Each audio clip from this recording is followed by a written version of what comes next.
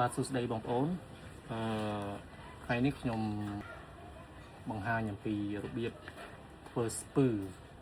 របៀបជួសជុលស្ពឺផ្លាស្ទិកដែលបែកនៅជ្រុងខាងនេះ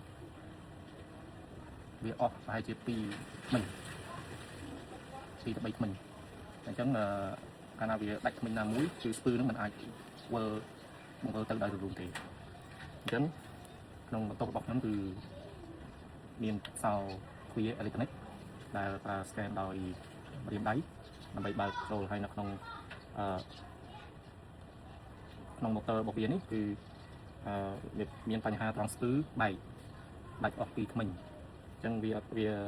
មិនអាចដំណើរការអញ្ចឹងពេលនេះគឺខ្ញុំមានវិធីសាស្ត្រក្នុងការជួសជុលស្ពឺផ្លាស្ទិកនេះឡើងវិញថាតើវាអាចធ្វើបានឬអត់បងប្អូនចាំតាមបានពេលនេះខ្ញុំមាន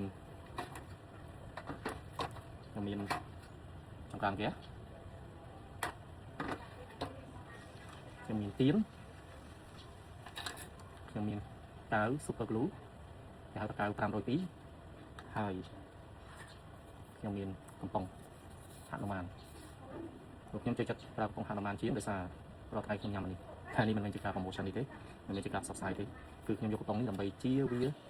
កាត់វាហើយយកវាមកចំហុយទៀនដើម្បីមកធ្វើជាពុំសម្រាប់